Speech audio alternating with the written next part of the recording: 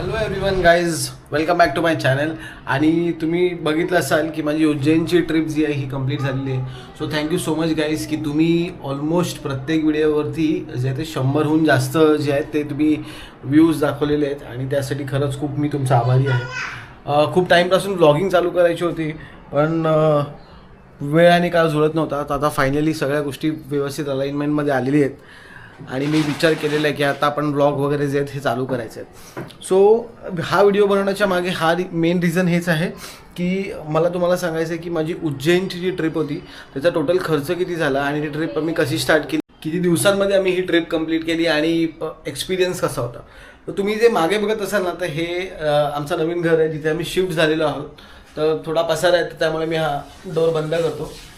तर तुम्ही माझा जर व्हिडिओ बघत असाल तर तुम्हाला माहिती आहे की आमचं घर जे आहे हे रिडेव्हलपमेंटमध्ये गेलेली आहे. आमची चाळ जी आहे ही रिडेव्हलपमेंटमध्ये गेलेली आहे आणि त्या बदले जे आहेत आम्ही एका पर्टिक्युलर जागेवरती शिफ्ट झालेलो आहोत फॉर 2-3 इयर्स.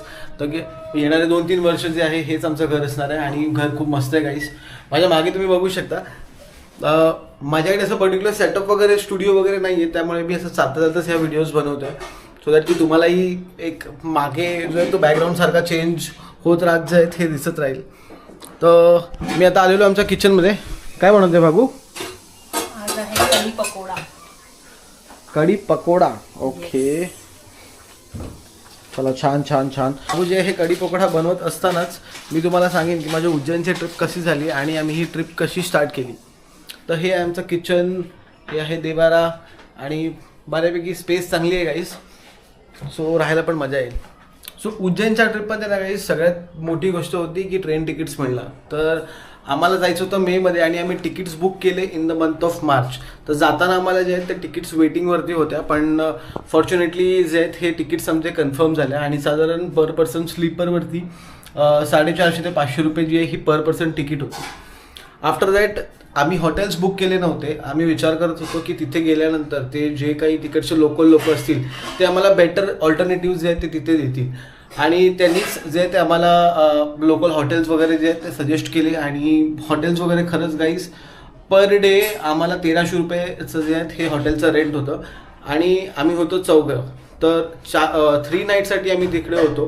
तर त्यामुळे पर पर्सन जे आहे ते साधारण 950 रुपयाचा जो आहे हा आम्हाला पर हेड हिशोब पडला. राहिली गोष्ट आमची रिटर्न तिकीट जी आहे ही कन्फर्म नव्हती, पण एनिवेज लकीली आम्हाला TCD सुद्धा विचारलं नाही आणि स्लीपर डब्यामध्ये आम्ही आरामात बसून जे आहे हे आलो. तर त्यामुळे रिटर्न तिकीटचे पैसे मला पळत आले. तर साधारण 450-500 रुपये माझे वाचले.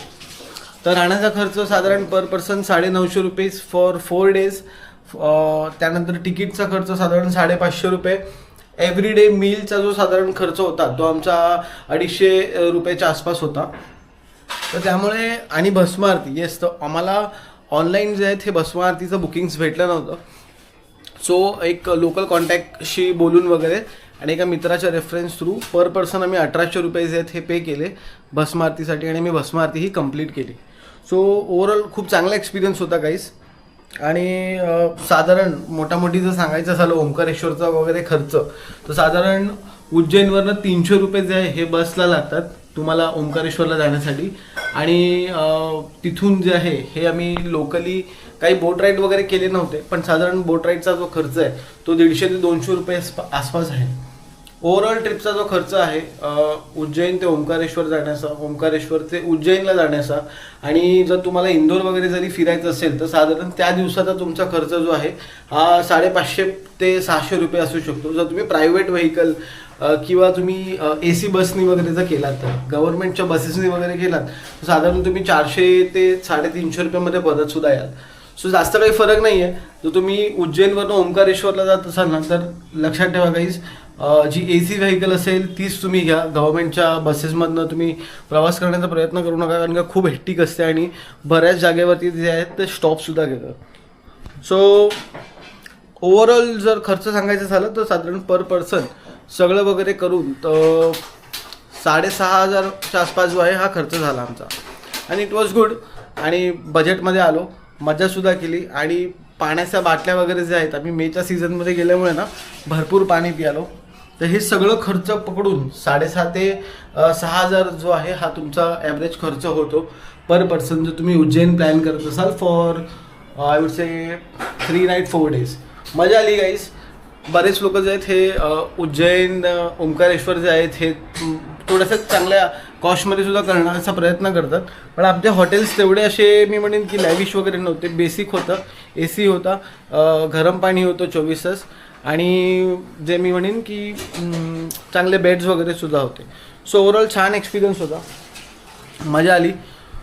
तर तुम्हाला सुद्धा असे व्हिडिओ बघायला आवडत असतील ना तर नक्की मला कमेंटमध्ये सांगा. आणि जे माझे ओळखीचे माझे मित्र वगैरे आहेत ते मला मेसेज करून सांगतातच. So really guys thank you so much असं सपोर्ट दाखवण्यासाठी. आणि बरं वाटलं मला की लोकांना हे माझे व्हिडिओज आहेत हे आवडत आहेत आणि लोक बघतात सुद्धा. म्हणजे 100 लोकांनी ऑलमोस्ट मी जेवढेही व्हिडिओ टाकले त्या प्रत्येक व्हिडिओच्या मागे 100हून जास्त जे आहेत हे व्ह्यूज आहेत. सो मी खरंच खूप फॉर्च्युनेट समजतो की 100 लोक जरी आहेत जे मला सपोर्ट करण्याचा जे ते मागे आहेत, ज्यांना माझे व्हिडिओज बघायला आवडतात. मी युजली जास्त व्हिडिओज वगैरे शेअर पण करत नाही. माझे मोजकेच व्हॉट्सॲपवरती 4 ते 5 ग्रुप्स आहेत, त्याच्यामध्येच पाठवतो. आणि really guys thank you so much.